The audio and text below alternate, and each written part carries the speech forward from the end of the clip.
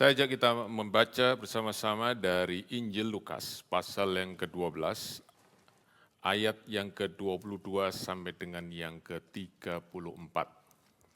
Hari ini saya ingin sampaikan firman Tuhan dengan judul Treasuring the Kingdom of God.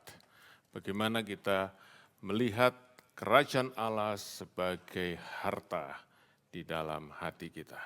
Saudara, saya ingin kita semua ambil bagian dalam bacaan firman Tuhan ini. Kita percaya firman Tuhan memberkati kita semua. Mari kita baca Injil Lukas pasal yang ke-12 ayat 22 sampai 34. Yesus berkata kepada murid-muridnya, "Karena itu aku berkata kepadamu, janganlah khawatir akan hidupmu, akan apa yang hendak kamu makan, dan jangan khawatir pula akan tubuhmu, akan apa yang hendak kamu pakai. Sebab hidup itu lebih penting daripada makanan, dan tubuh itu lebih penting daripada pakaian. Perhatikanlah burung-burung gagak, tidak menabur, tidak menuai, dan tidak mempunyai gudang atau lumbung. Namun demikian diberi makan oleh Allah. Betapa jauhnya kamu melebihi burung-burung itu. Siapakah di antara kamu yang karena kekhawatirannya dapat menambahkan sehasta saja pada jalan hidupnya? Jadi jikalau kamu tidak sanggup membuat barang yang paling kecil, mengapakah kamu khawatir akan hal-hal lain? Perhatikanlah bunga bakung yang tidak memintal dan tidak menenun. Namun aku berkata kepadamu, Salomo dalam segala kemegahannya pun tidak berpakaian seindah salah satu dari bunga itu. Jadi, jika rumput di ladang yang hari ini ada dan besok dibuang dalam api, demikian didandani Allah. Terlebih lagi kamu, hai orang yang kurang percaya. Jadi janganlah kamu mempersoalkan apa yang kamu makan atau apa yang kamu minum, dan janganlah cemas hatimu. Semua itu dicari bangsa-bangsa di dunia yang tidak mengenal Allah. Akan tapi Bapamu tahu bahwa kamu memang memerlukan semuanya itu. Tetapi carilah kerajaannya, maka semuanya itu akan ditambahkan juga kepadamu. Janganlah takut, hai kamu kawanan kecil. Karena Bapamu telah berkenan memberikan kepadamu kerajaan itu. Jualah segala milikmu dan berikanlah sedekah. Buatlah bagimu pundi-pundi yang tidak dapat menjadi tua. Suatu harta di sorga tidak akan habis, yang tidak dapat didekati pencuri dan yang tidak dirusakkan ngengat. Karena di mana hartamu berada, di situ juga hatimu berada. Demikian firman Tuhan. Puji Tuhan. Saudara-saudara, kalau ada satu ayat yang saya yakin kita semua sudah pernah kenal, ya, sebagian besar mungkin, di Amsal pasal 4 ayat 13. Kalau saudara bisa ingat, perkatakan dengan saya bersama-sama. Jagalah hatimu dengan segala kewaspadaan, karena dari situlah terpancar kehidupan. Jadi saudara-saudara, firman Tuhan berkata kita harus jaga hati kita. Kita sering dengar istilah, kita harus jaga hati kita. Sekarang saudara-saudara, apa yang harus kita jaga dari hati kita? Oh, jangan ada iri hati, oh jangan ada kedengkian, jangan ada kepahitan, lain-lain. Betul, saudaraku. Tetapi ada satu hal yang saya ingin kita ngerti dari firman Tuhan ini. Yang kita harus jaga hati kita adalah kita harus tanya, saudaraku, kita harus tanya pertanyaan ini. What is the treasure of our heart? Apa yang menjadi harta, yang menjadi yang paling mulia, yang paling berharga di dalam hati kita. Mengapa demikian, saudaraku? Karena semua yang dari dalam hati kita itu akan memancar dalam seluruh kehidupan kita. Oke, apa yang kita lakukan, apa yang kita perkatakan, tindakan kita, saudaraku, keputusan kita, saudaraku, pilihan-pilihan kita, semua berasal daripada hati. Dan hati kita selalu akan berpusat kepada yang menjadi harta. Menjadi treasure dalam hati kita. Nah, saudara, kalau kita baca ayat firman Tuhan ini, maka saya harap kita sekarang bisa mengerti lebih jelas mengapa Tuhan Yesus bicara tentang hal kekhawatiran yang diakhiri dengan kalimat di mana hartamu berada, di situ hatimu berada. Karena saya ingin, saudaraku, kita mengerti bahwa waktu Tuhan Yesus bicara tentang hati kita, apa yang kita hargai, yang menjadi pusat hati kita, di ayat-ayat sebelumnya, dia memakai satu hal ini untuk menjelaskan kepada kita, yaitu apa yang kita cari di dalam hidup ini. Apa yang kita kejar dalam hidup ini? Mari kita baca saudaraku, ayat 30 dan 31. Di situ Tuhan mengkontraskan antara dua hal yang menjadi harta kita, yang kita hargai dalam hidup kita. Ayat 30-31, semua itu dicari bangsa-bangsa di dunia yang tidak mengenal Allah. Kemudian ayat 31, tetapi carilah kerajaannya. Tuhan Yesus membedakan, saudaraku, antara dua hal yang dicari oleh orang ini. Saudara-saudara dalam hidup ini, we always seek something. Dan kalau kita bicara mencari ini, saudaraku, ini bukan bicara mencari sesuatu yang kita kehilangan. Atau mencari sesuatu yang kita masih belum punya. Tetapi saudaraku, kalau saudara punya Alkitab bahasa Inggris NIV, waktu kata seek, saudara kan ketemu kata set your heart. Artinya arahkan hatimu kepada itu. Nah, saudara Tuhan Yesus berkata, bangsa-bangsa tidak mengenal Allah, bangsa-bangsa di dunia ini, hatinya terarah kepada semua hal-hal yang jasmani. Apa yang dimakan, apa yang dipakai. Kalau bahasa Inggrisnya food and clothes, tapi supaya lebih enak saudaraku, food and fashion. Ya, dan kalau bicara tentang fashion, saudaraku bukannya soal pakaian, tapi segala hal yang saudaraku kelihatan nikmat, yang kelihatan indah dalam dunia ini. Dan itu Tuhan Yesus kontraskan dengan orang-orang percaya, murid-murid Tuhan. Berkata, yang kau cari harus berbeda, yang kau taruh dalam hatimu, yang engkau harus pikirkan, yang engkau harus kejar, yang engkau harus hidupi adalah satu, kerajaan Allah, kingdom of God. Nah, apa itu kerajaan Allah? Saudaraku, kita sudah bicara beberapa minggu. Kerajaan Allah adalah satu area di dalam kehidupan kita, di mana Allah itu menjadi raja. Allah itu yang berdaulat, Allah itu yang memerintah, tetapi juga, saudaraku, berarti kan, seorang raja itu bukan hanya memerintah, tapi dia juga bertanggung jawab atas kesejahteraan daripada rakyatnya. Jadi, saudara-saudara, kalau kita ada dalam kerajaan Allah, maka kita adalah orang-orang yang ada di bawah not only the reign of God, but also the caring of God. Nah, mengapa saudaraku Tuhan Yesus berkata kepada murid-muridnya, kepada kita semua orang percaya, engkau harus cari kerajaan Allah. Saya ingin ingatkan sekali lagi, kata mencari di sini bukan saudaraku kita belum tahu lalu kita coba, ini dia ketemu. Ya bukan itu. Sebab apa saudaraku? Di ayat yang ke-32, saudara lihat kitab saudara, di ayat 32, Tuhan Yesus berkata begini, jangan takut hai kamu kawanan kecil, sebab Bapamu di surga berkenan memberikan kerajaan itu. Jadi jelas saudaraku, karena Allah sudah memberikan kerajaan itu, maka kita tidak perlu lagi cari seolah-olah saudaraku itu belum ada. Tapi, the command to seek the kingdom of God is not to find it, but to treasure it. Untuk hargai itu, karena Allah sudah kasih itu sama kita. Nah jadi saudaraku, saya ingin mulai dengan ini. Waktu Tuhan Yesus berkata, di mana hartamu berada, di situ hatimu berada. Kita mesti tanya dalam kita, di mana hati kita berada. Dan saudaraku, di mana kita tahu hati kita berada? Di dalam harta kita. Dan dari mana kita tahu harta kita? Apa yang selalu ada dalam pikiran kita, apa yang selalu ada angan-angan kita, apa yang selalu menjadi impian kita. Apa yang kita cari, kita kejar di dalam hidup ini. What we treasure in our heart is what we seek. Dan saudara-saudara, karena Tuhan berkata, kamu sekarang sudah dalam kerajaan Allah, maka kamu ada di bawah pemeliharaan daripada Allah, yang bukan hanya rajamu, tetapi adalah Bapamu. Dan karena itu, engkau tidak perlu khawatir. Jadi saudara-saudara, pelajaran tentang kekhawatiran yang kita sebentar akan lihat dari ayat 22 sampai 31. Itu semua diberikan karena Tuhan Yesus sudah memberi kepada kita satu statement lebih, satu kebenaran lebih dulu. Engkau sudah ada dalam kerajaan Allah, engkau tidak perlu khawatir dalam hidupmu, karena Bapa yang memelihara engkau. I have known the Father cares for me. He is good. Why? because we are in the kingdom of God. Dan kita, saudaraku, saya ingin tekankan satu hal, bahwa Tuhan Yesus berkata begini, engkau dalam kerajaan Allah karena itu, dan engkau ada dalam kerajaan Allah bukan karena engkau masuk dengan usahamu, tapi karena engkau diberi.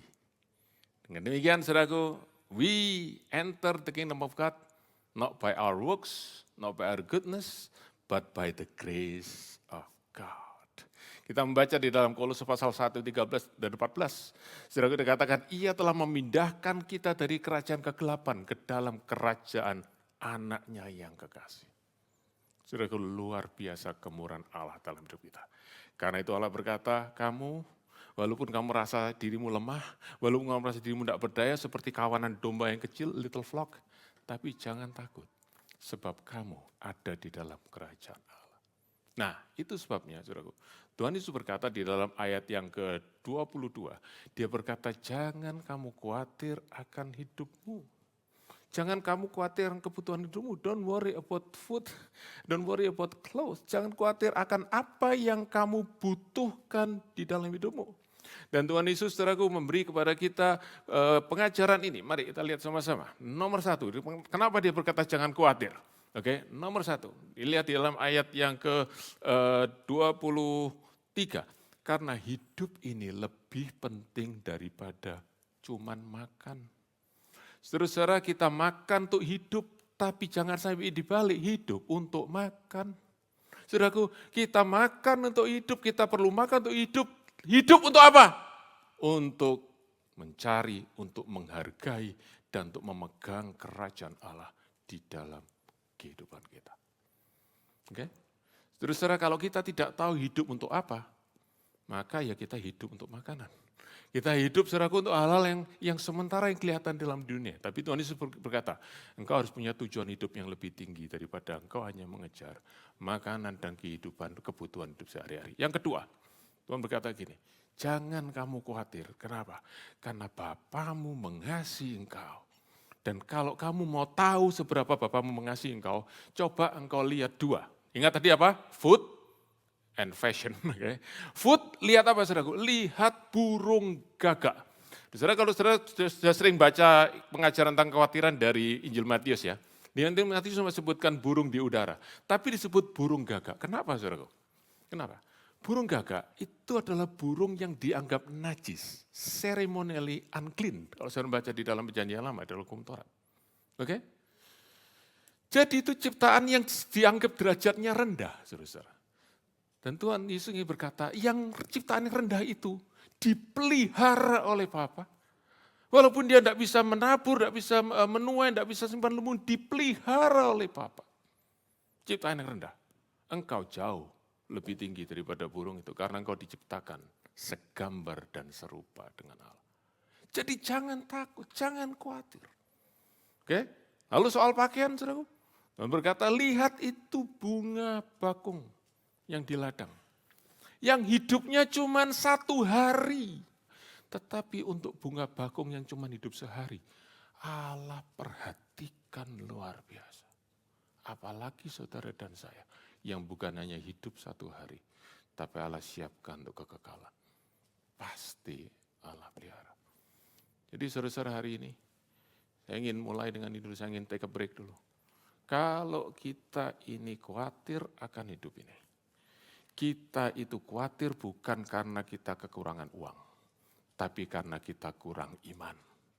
Kita kurang percaya kepada Bapa yang memelihara kita. Dan kita tidak sadar, kita tidak tahu, kita bahkan tidak mau tahu sungguh-sungguh bahwa kita sudah ada dalam kerajaan Allah dan kita ada di bawah pemeliharaan Allah yang berotoritas atas kehidupan kita.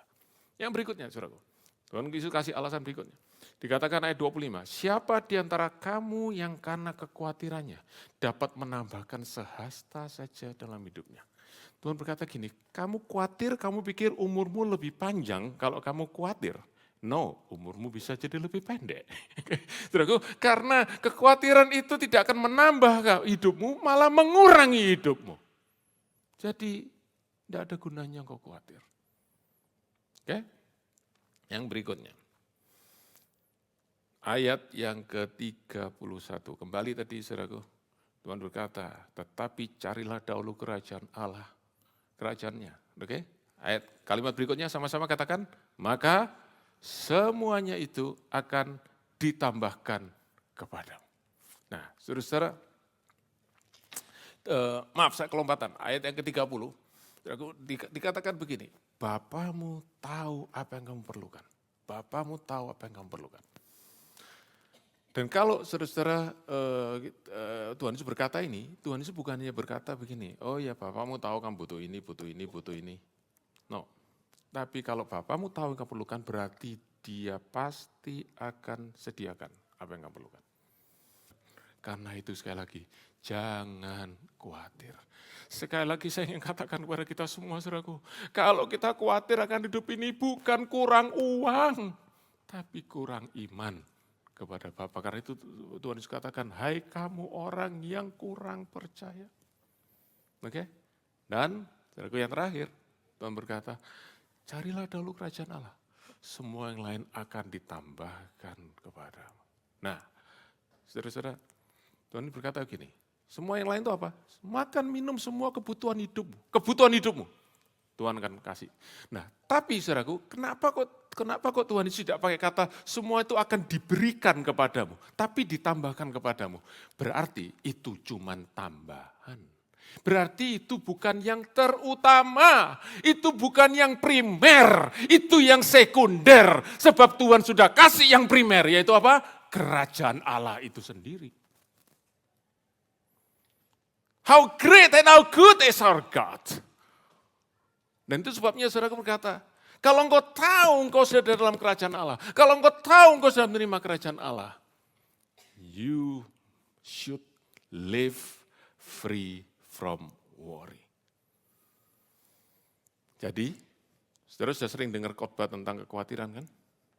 Ya, nah saya hari ini mau sampaikan pada saudara sekali lagi, tapi saya ingin tambahin sedikit saja catatan buat saudara semua.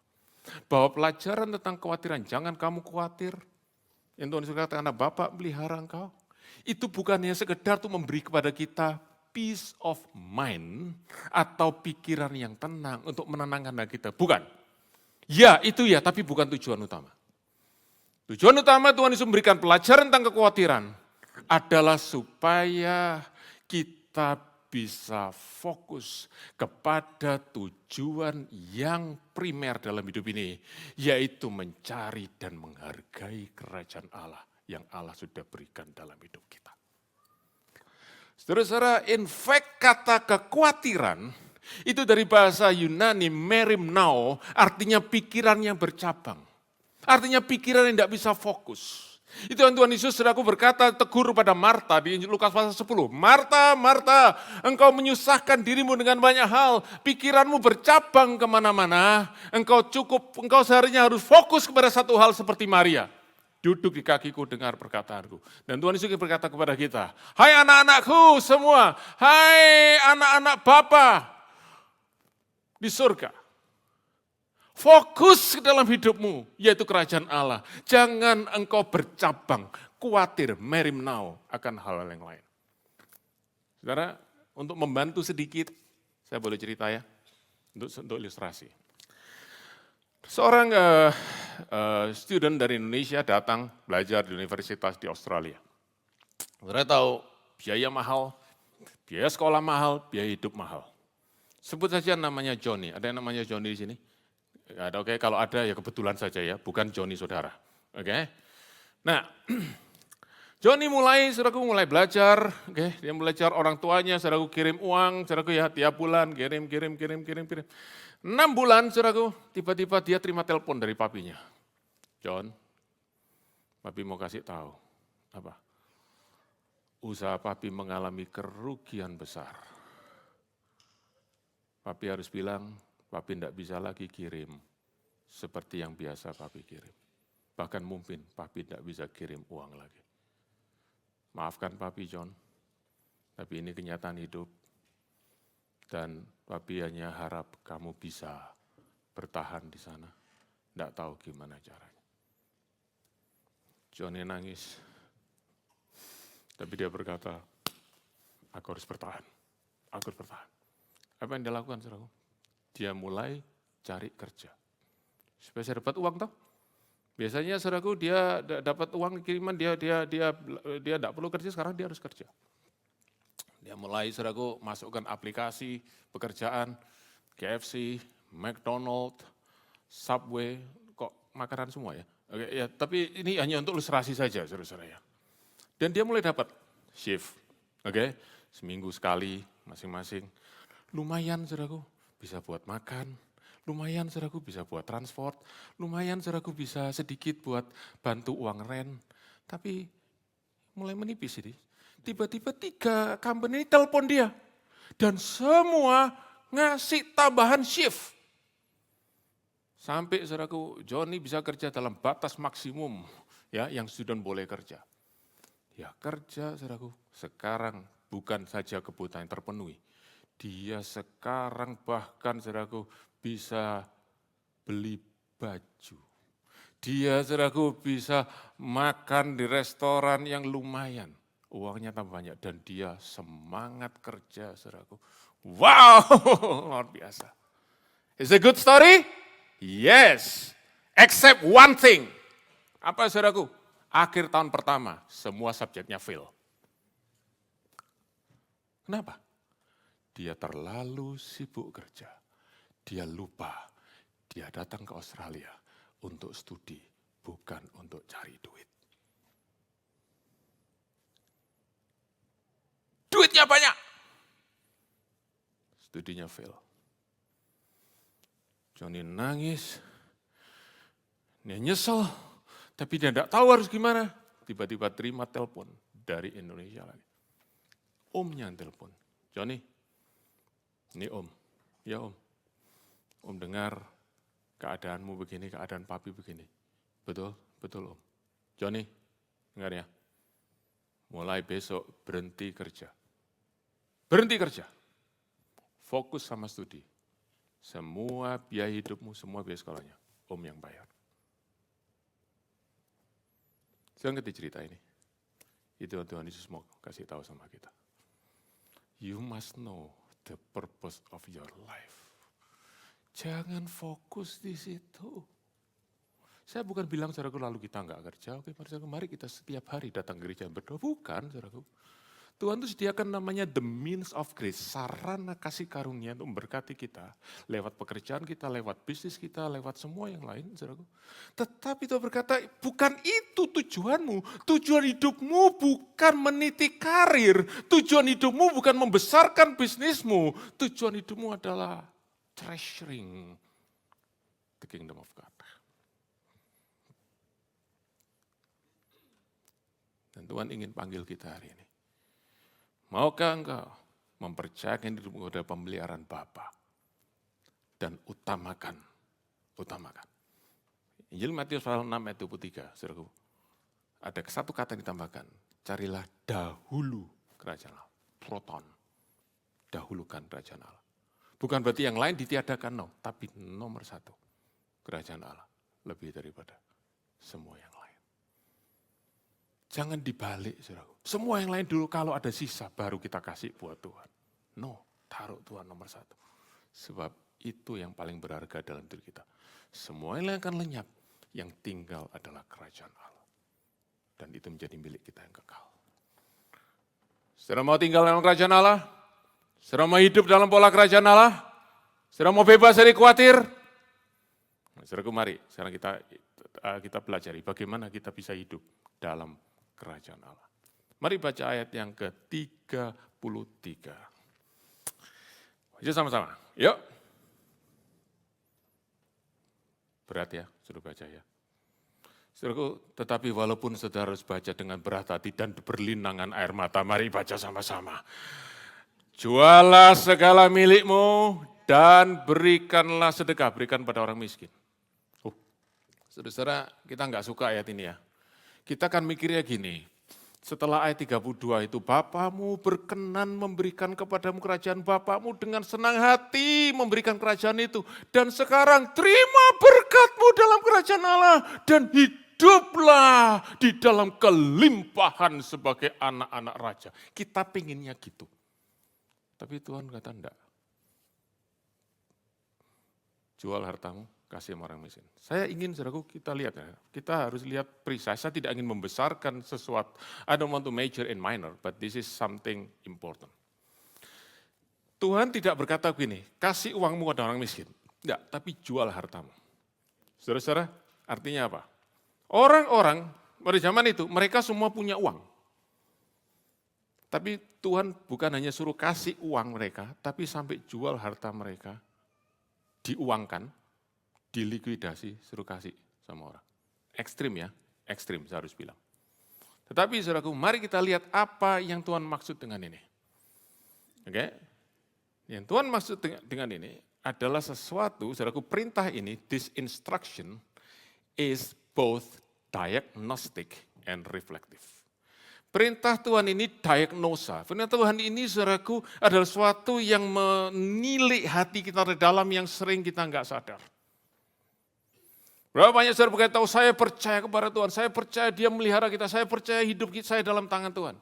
Oke, Tuhan berkata, kalau kamu percaya itu, kamu percaya Bapa yang melihara engkau, kalau engkau percaya Bapa yang menyediakan semua kebutuhan, oke, kasih hartamu kepada orang miskin.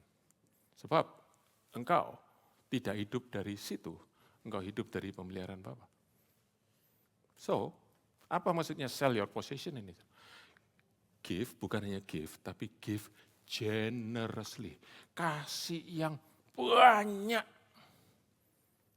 Ada beberapa kebenaran yang saya ingin kita belajar. Nomor satu, kebenarannya begini.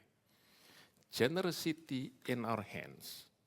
Jadi kemurahan yang keluar dari tangan kita waktu kita kasih, itu adalah manifestasi yang sejati dari hati kita yang sudah dibebaskan dari kekhawatiran. Dengan kata lain, saudaraku, orang yang khawatir tidak akan generous. Worry kills generosity. Kenapa kita berat untuk memberi? Kenapa kita memberi hanya sedikit? Kenapa kita memberi, pokoknya inilah. Kenapa?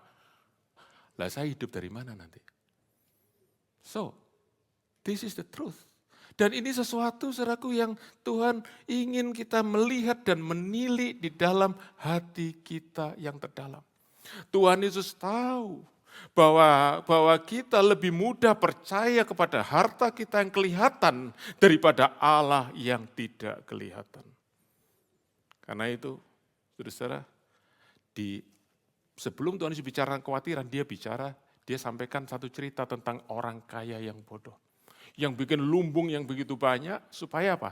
Dia bisa berkata, tenanglah hai jiwaku, padamu ada lumbung banyak. Tentu ada simpanan banyak. Dia mau andalkan, dia mau pakai, saudaraku, semua simpanannya menjadi sumber kehidupannya. Dan Tuhan berkata, malam itu nyawa orang diambil, hartanya tidak bisa jamin dia, hartanya tidak bisa selamatkan dia. Itu sebabnya Tuhan Yesus berkata dalam Yohanes pasal 8 ayat 32. Dan kau akan mengenal kebenaran dan kebenaran akan memerdekakan engkau. Kebenaran apa memerdekakan kita, saudaraku? Bahwa oleh kemurahan Allah, kita dibawa masuk dalam kerajaan Allah dan hidup di dalam pemeliharaan Tuhan. Sehingga kita tidak perlu lagi khawatir yang hidup ini. Sehingga kita bisa bebas untuk memberi. In the kingdom of God, we live by faith in God's loving care. And we are freed from worry so that we can be free to give. Saudara, ini kebenaran tidak bisa disangkal. Waktu hati kita tangan kita masih berat untuk memberi. Karena hati kita masih berpaut kepada kekayaan kita.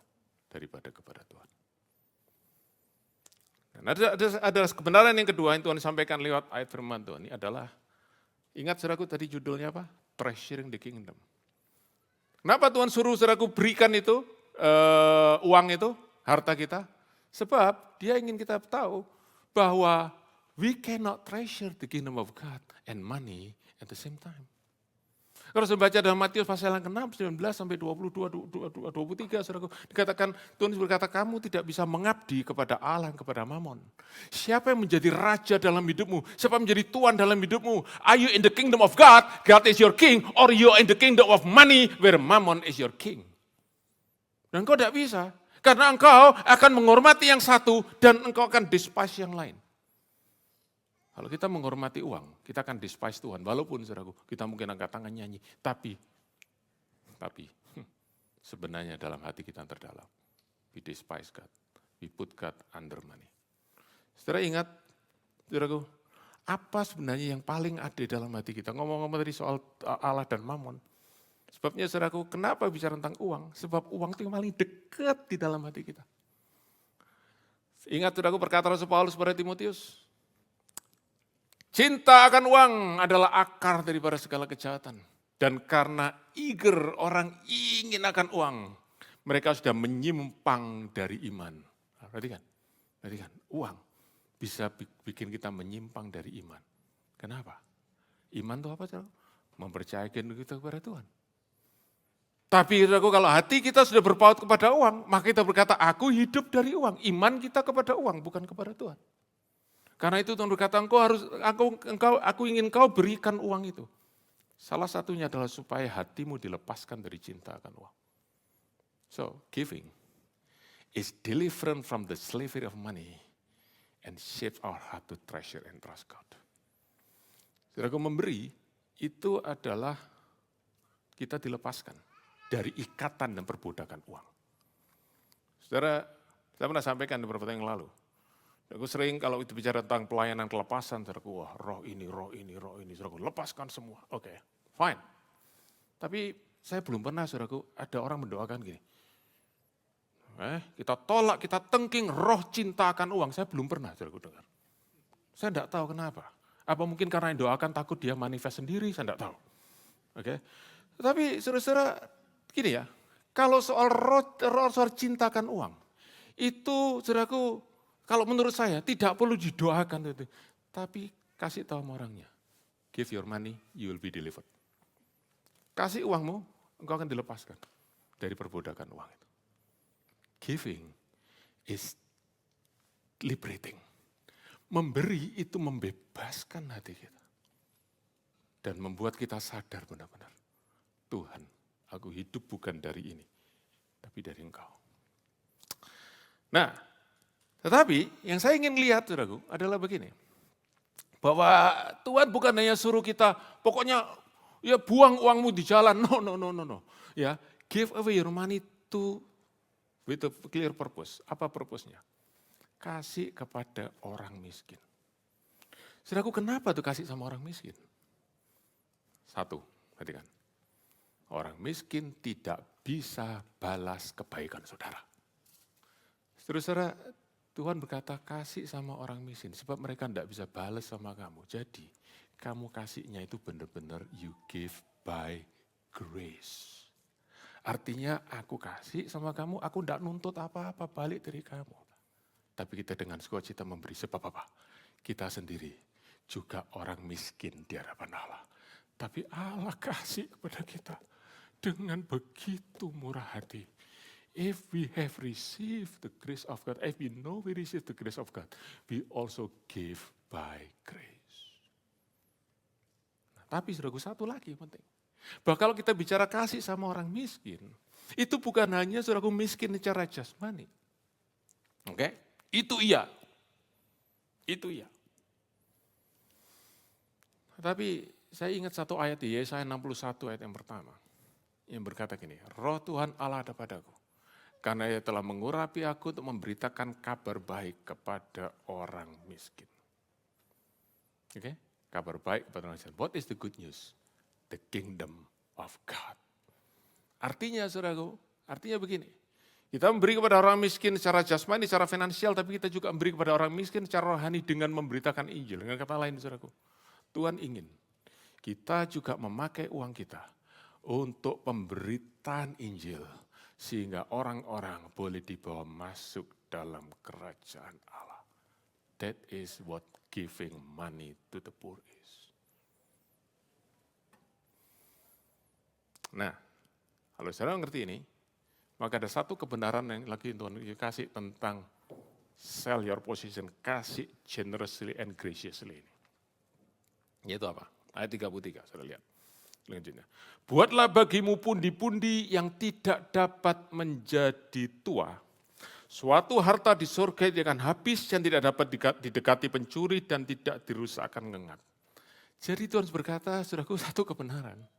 Yaitu begini, kamu memberi tanpa kamu itu mengharap sesuatu dari orang yang kamu beri ini. Tetapi aku kasih tahu sama kamu satu hal. Waktu kamu memberi dengan hatimu percaya kepada Tuhan, dengan hati yang generous, maka sebenarnya kamu tidak pernah kehilangan apa yang kamu beri. Kamu justru menyimpan sesuatu di dalam kekekalan. So, perhatikan saudaraku, this is the principle of the kingdom of God. In the kingdom of God, giving is not losing, giving is keeping. In fact, it is investing. Kita tidak pernah kehilangan sedikit pun yang kita beri di dalam kerajaan Allah. Itu investasi yang 100% secured. Dan saudaraku perhatikan, Tuhan kata gini, apa yang kamu kasih itu tersimpan di dalam kerajaan Allah. Dan kerajaan Allah itu, saudaraku ya, nomor satu, tidak akan wear out, artinya tidak akan depresiasi, tidak akan devaluasi. Yang kedua, saudaraku, tidak akan pernah gagal, artinya itu tidak akan pernah hilang. Nomor tiga, tidak akan pernah dicuri. Oke, orang mau boleh pakai AI apapun, tidak bisa mencuri hartamu yang disimpan. Hacker tidak bisa mencuri harta saudara di dalam kerajaan Allah. Dan yang ketiga, yang empat, tidak ada ngengat yang bisa menggerogoti. Nah, saudaraku, kenapa Tuhan cerita harta di surga seperti ini? Sebab dia ingin mengkontraskan harta di bumi, semuanya seperti itu. Harta di bumi bisa kena scammers. Harta di bumi, saudaraku, bisa tiba-tiba hilang. Bisa tiba-tiba, saudaraku, lenyap. For whatever reason. Di dunia ini tidak ada yang kekal, tidak ada yang terjamin. Tuhan berkata, simpan hartamu di tempat yang aman. Nah, kalau kita bicara ini, saudaraku, jual hartamu, kamu dapat harta di surga, saudaraku. Saya ingat itu yang persis Tuhan katakan kepada orang muda yang kaya, dia ketemu di Lukas 18. Kalau engkau mau dapat hidup kekal, jual hartamu, kasih pada orang miskin. Ikut aku, engkau dapat harta di surga. Artinya apa? Percayakan hidupmu kepadaku. Percayakan hidupmu kepadaku. Orang kaya itu enggak mau, sebab apa? Dia lebih percaya kepada hartanya daripada percaya kepada Tuhan. Dia lebih percaya kepada harta di dunia daripada harta di surga. Tapi pasal 19, Tuhan Yesus ketemu orang kaya yang lain. Namanya Sakius. Tuhan datang kepada dia. Tuhan masuk ke rumahnya. Sakius langsung bilang apa? Tuhan, setengah dari hartaku aku kasih sama orang miskin.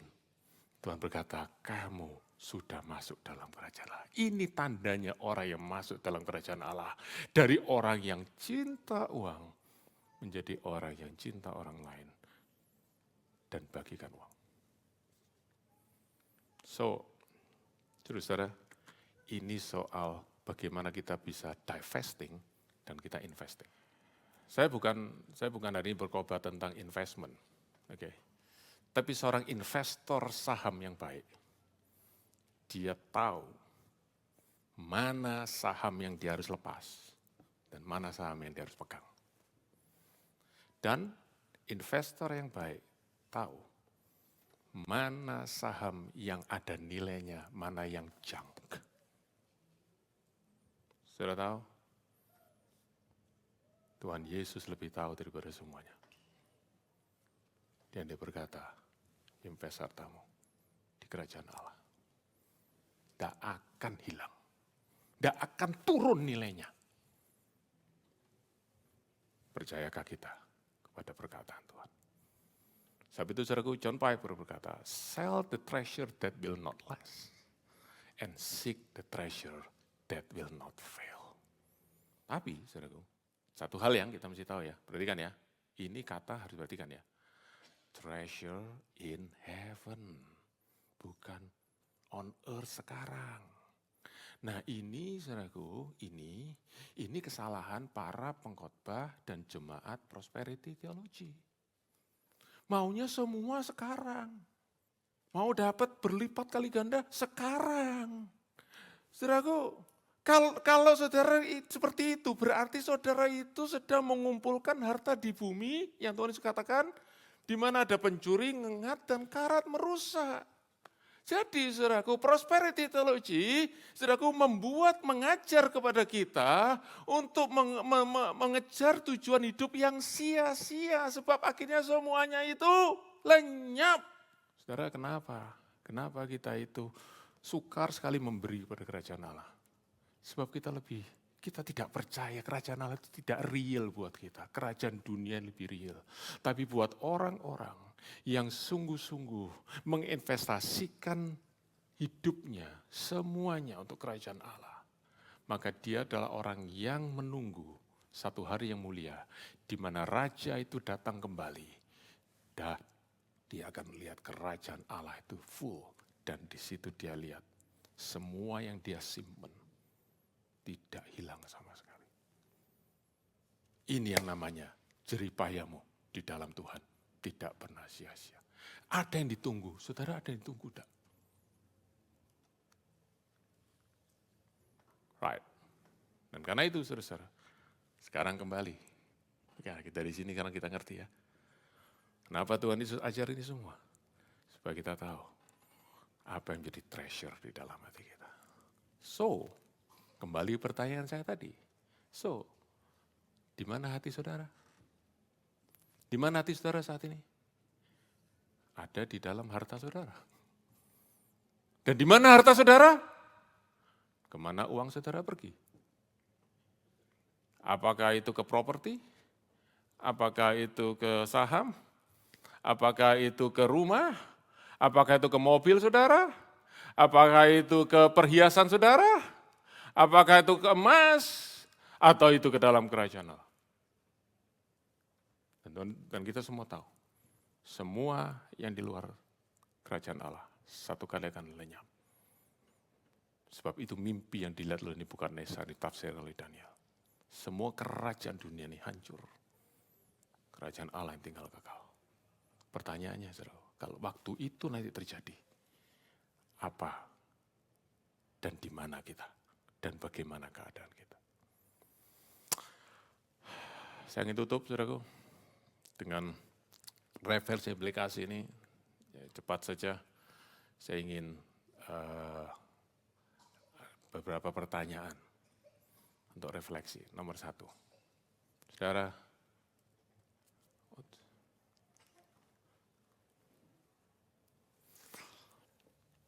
apakah kita sungguh-sungguh mempercayakan hidup kita kepada Tuhan?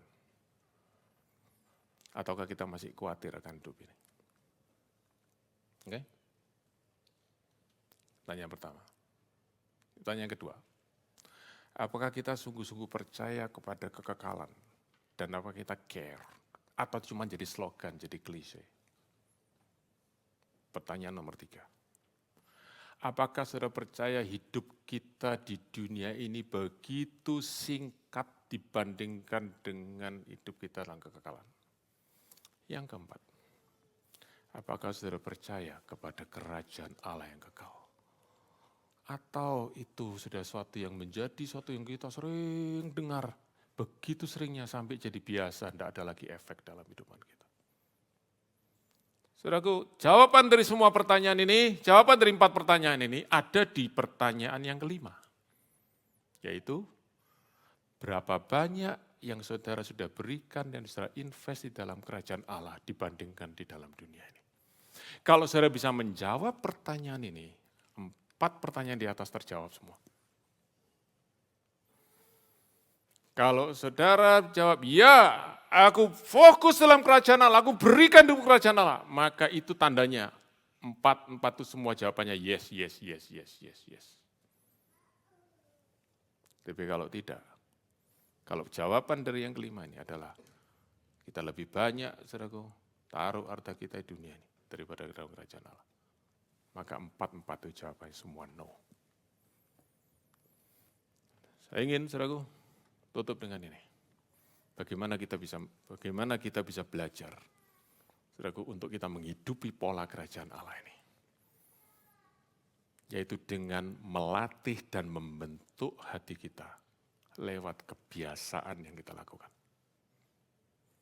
Our habit of practice in giving, jadi kebiasaan kita untuk memberi, membiasakan kita untuk memberi, itu akan membentuk hati kita untuk menghargai kerajaan Allah. Sebab setiap kali kita memberi, kita berkata, Tuhan, aku beri ini untuk kerajaan-Mu.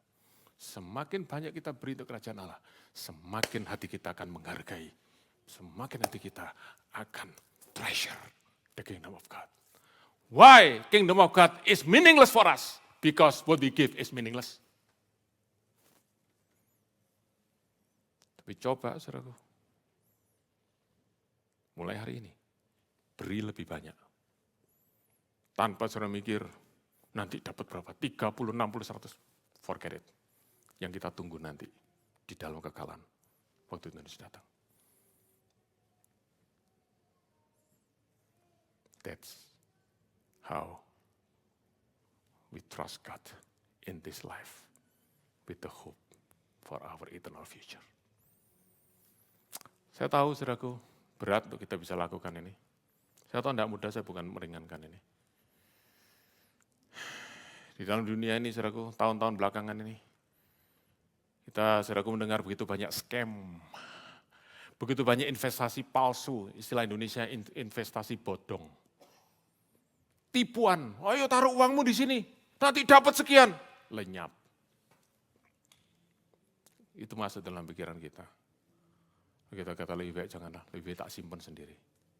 Tapi saya ingin berkata kepada saudara, Tuhan kita, Dia bisa dipercaya. Waktu saudara berikan harta saudara kepada Tuhan, saudara tidak pernah kehilangan. That is the most secure investment in our life. Tapi bagaimana kita bisa melihat itu? Bagaimana kita bisa percaya kepada Tuhan, lihat hati Tuhan. Saya ingin tutup, saudaraku. Kita baca dari kitab Roma pasal ke-8, ayat yang ke-32. Roma pasal 8, 32. Mari kita baca ayat firman Tuhan. Sudah dapat? Mari kita baca. Ia Allah yang tidak menyayangkan anaknya sendiri. Siapa itu? Tuhan Yesus. Tetapi yang menyerahkannya bagi kita semua, bagaimanakah mungkin Dia tidak mengaruniakan segala sesuatu kepada kita bersama-sama dengan Dia. Saudara-saudara, kalau kita tahu Allah memberikan Yesus untuk menebus kita, untuk menjadikan kita miliknya, maka semuanya Allah akan sediakan buat kita. Semua yang kita perlukan. Dan yang terbaik sudah Allah berikan, yaitu kerajaannya, keselamatan, hidup yang kekal. Tetapi saya ingin kita fokus dalam satu kata ini, yaitu apa, saudaraku? Allah tidak menyayangkan, Allah tidak menahan, Allah tidak simpan sendiri. Yang paling berharga buat Bapa di surga tidak ada yang lain selain Tuhan Yesus. Tetapi yang paling berharga itu diberikan buat kita. Kasih-Nya begitu besar diberikan kepada kita yang berdosa, saudaraku. Bukan orang yang baik. Orang yang berdosa, orang yang memberontak kepada Allah berikan kepada kita. Such amazing grace. Dan Tuhan Yesus sendiri tidak menyayangkan nyawanya, tidak menyayangkan hidupnya, tapi memberikannya buat kita. Saudara-saudara, look upon the cross of Christ. Pandang salib Tuhan Yesus sekali lagi. Supaya engkau tahu bahwa Allah tidak pernah menahan sedikit pun. Yang Dia paling kasih, Dia berikan pada kita. Supaya kita jadi treasure-nya Tuhan. Supaya kita menjadi hartanya Tuhan. Kalau itu masuk dalam hati kita, kita bisa berkata, Tuhan, apapun yang Kau berikan dari hidupku, tidak pernah sebanding dapat dengan apa yang Kau sudah beri kepadaku. Waktu saudara lihat kasih Tuhan ini, hidupmu dibebaskan dari kekhawatiran, tapi hidupmu juga dibebaskan dari menyimpan buat dirimu sendiri, dari cinta akan uang. Saudara bisa dibebaskan untuk memberi, memberi dengan sukacita, memberi dengan pengharapan akan kekekalan. May the love of God at the cross of Christ set our heart free from worry and replace its treasure from money to Him alone. Biarlah kasih Allah di dalam salib Kristus membebaskan hati kita dari kekhawatiran dan menggantikan harta di dalam hati kita dari uang kepada Allah sendiri. Amin.